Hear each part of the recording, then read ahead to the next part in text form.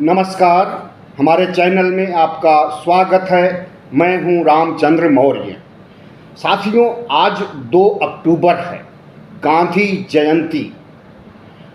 आज के दिन गांधी जी पैदा हुए थे और उन्होंने एक बड़े लक्ष्य को हासिल करते हुए हमें आज़ाद किया था।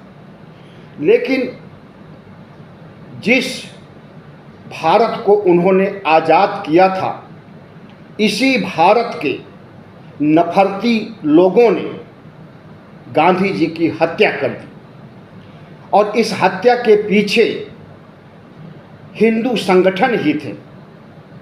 गांधी जी मुसलमान नहीं थे, गांधी जी भी हिंदू थे, वर्ण व्यवस्था के अनुसार बनिया थे। लेकिन गांधी जी ने कभी वर्ण व्यवस्था को माना तो जरूर, लेकिन वर्ण व्यवस्था की बुराइयों से हमेशा दूर रहे और ब्राह्मणवाद से भी दूर रहे। सर्वधर्म समभाव में उनका विश्वास था।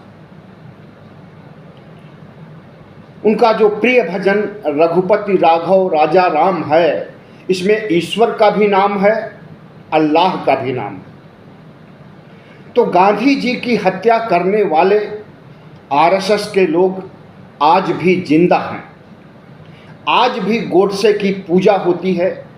आज भी गोडसे का मंदिर बना करके उसे ईश्वर तुल्य माना जाता है और उसकी पूजा की जाती है।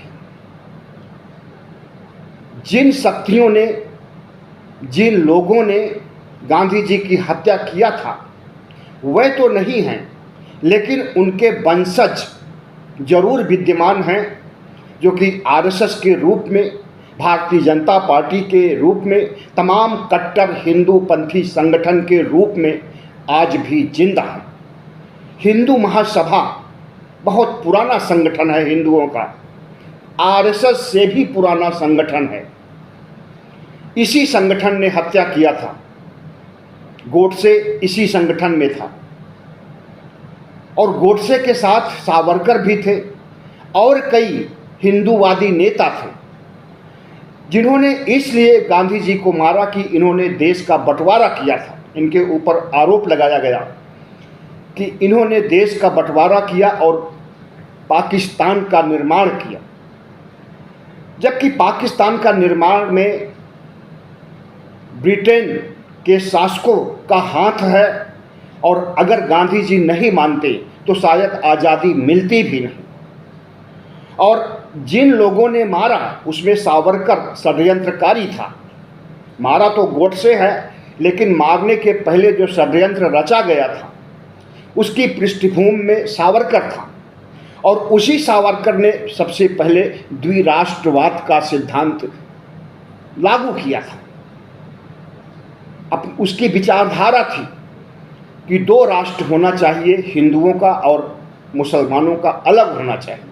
उसके सिद्धांत को गांधी जी और ब्रिटेन के शासकों ने, अंग्रेजों ने अगर पाकिस्तान का जन्म दिया, मुस्लिम देश बनाया, हिंदू देश अलग, हिंदुस्तान अलग, पाकिस्तान अलग, बांग्लादेश जो कि आज बांग्लादेश कहा जाता है, पहले यह पूर्वी पाकिस्तान था। और इसी आधार पर हत्या किया और उसके बाद हत्या में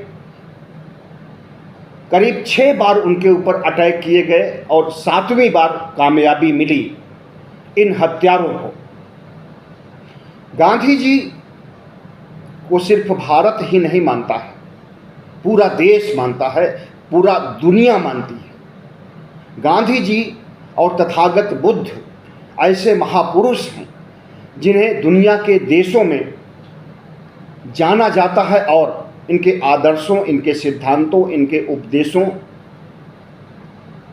को अंगीकार किया जाता है। लेकिन हमारे देश के कट्टरपंथी संगठन, कट्टरपंथी हिंदू, हम सभी हिंदुओं को नहीं कह रहे हैं कि वह दोषी थे। कट्टरपंथी आतंकवादी मानसिकता के हिंदू जिन्होंने गांधी जी की हत्या किया था, और सबसे पहला हिंदू आतंकवादी अगर था तो वह नाथूराम गोडसे था। उसके बाद हिंदू आतंकवादियों की एक लंबी फेहरिस्त बन जाती है।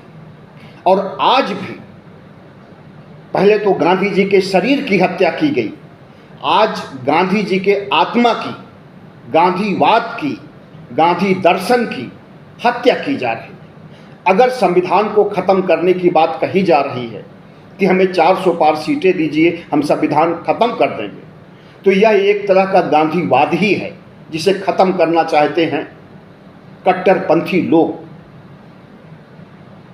लोकतंत्र को ख़त्म करना चाहते हैं कट्टरपंथी वही लोग जिन्होंने गांधी जी की हत्या की, और वही लोग संविधान की जगह मनुस्मृति लागू करना चाहते हैं और हमारे देश को 4000 साल की गुलामी, जहालत, वर्ण व्यवस्था के दंश की ओर ले जाना चाहते हैं।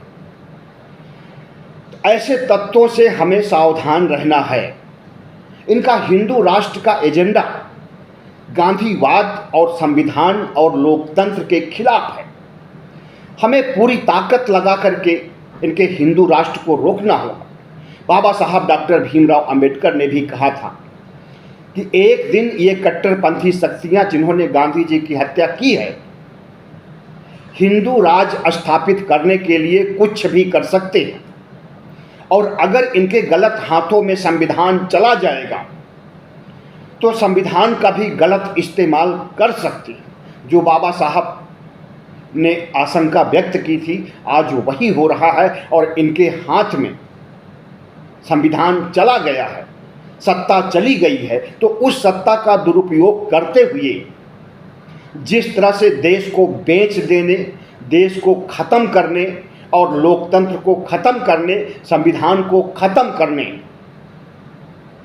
मनुस्मृति युग लाने, हिंदू राष्ट्र बनाने का काम कर रहे हैं, उसे आप, हम और पूरा देश ही नहीं, पूरी दुनिया अच्छी तरह से देख और समझ रही है।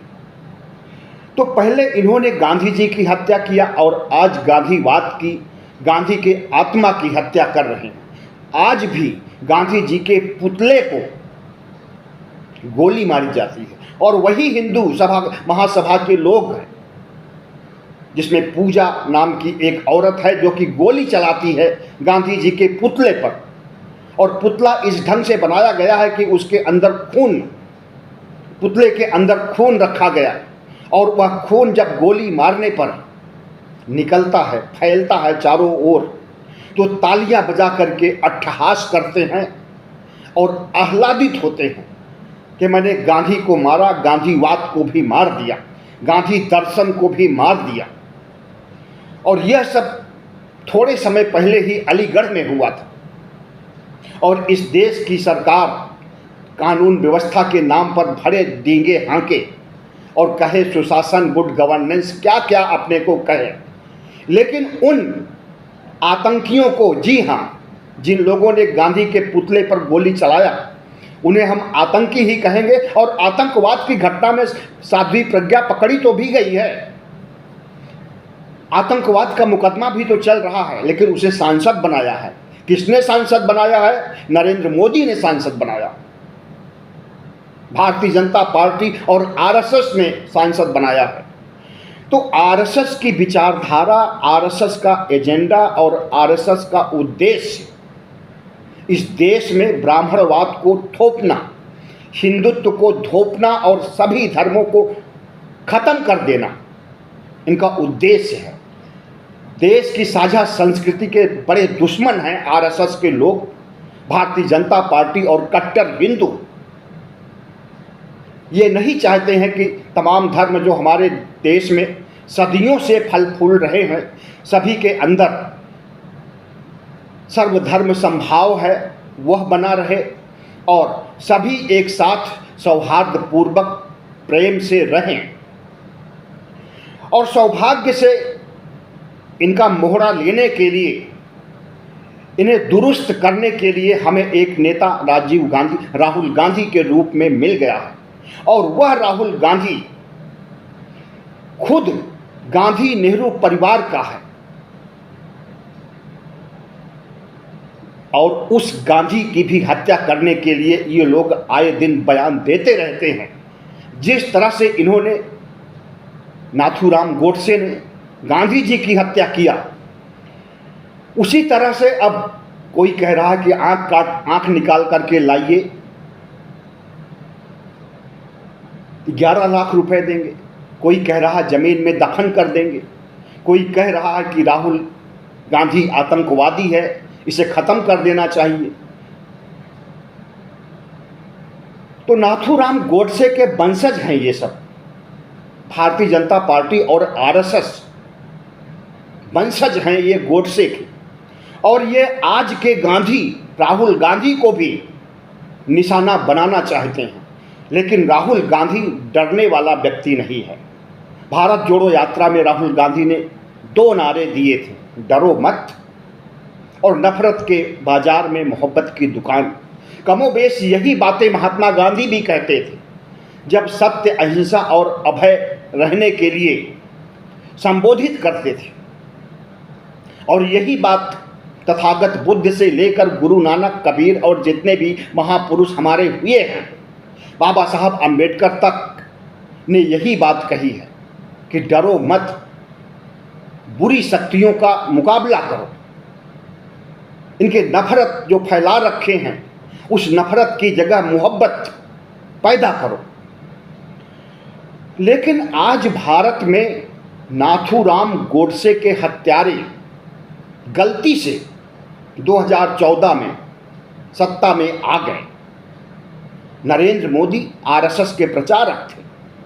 नरेंद्र मोदी जब कहते हैं कि 35-40 साल तक मैंने भिक्षा मांग करके खाया है, तो उस समय ये आरएसएस का प्रचार करते थे, स्वयं सेवक थे। और आरएसएस की विचारधारा इनके अंदर कूट कूट करके नस नस में भरी हुई है। वही नफरत, वही हत्या, वही अस्त्र शस्त्र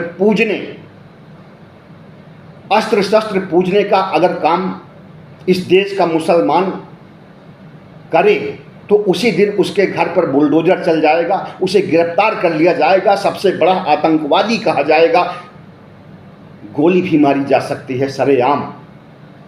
लेकिन वही काम आरएसएस आज भी कर रहा है जो गांधी के हत्या के पहले करता था और गांधी की हत्या के बाद कर रहा है। अब देखिए विजयदशमी आने वाली है, इसी विजयदशमी पर पूरे देश में अस्त्र शस्त्र की पूजा हो।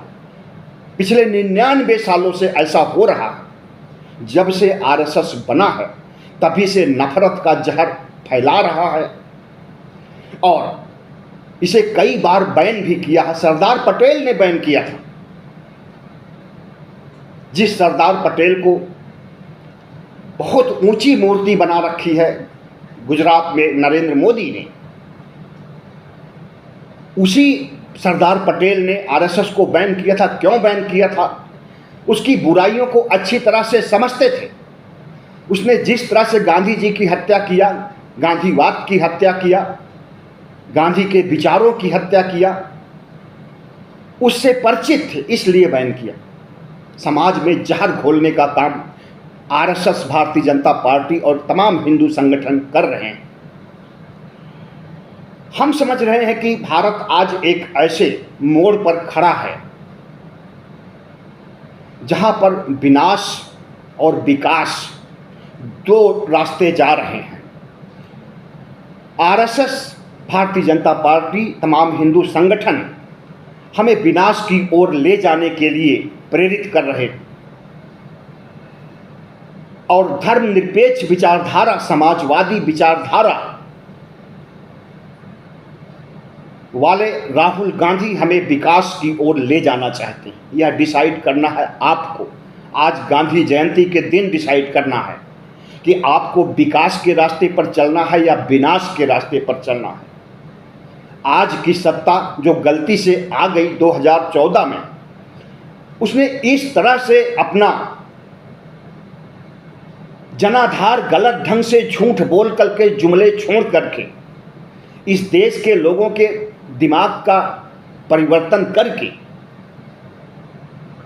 जिस तरह से मतदाताओं के अंदर झूठ, नफरत के आधार पर अपनी जगह बनाई है, उसकी वजह से और अशिक्षा की वजह से, गरीबी की वजह से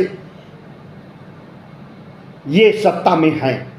लेकिन अब इतना प्रताड़ित हो गए हैं, नरेंद्र मोदी का अत्याचार इतना इस देश ने बर्दाश्त कर लिया है, उल्टी गिनती शुरू हो गई है। पिछले चुनाव से ही, लोकसभा चुनाव जो अभी खत्म हुआ है 3 महीने पहले, यहीं से उल्टी गिनती शुरू हो गई है। और हमें लगता है कि अब उल्टी गिनती तब तक नहीं खत्म होगी जब तक भारतीय जनता पार्टी भारत मुक्त नहीं होगी और आरएसएस भी खत्म नहीं होगा। और आरएसएस को खत्म करने वाले और कोई नहीं होंगे।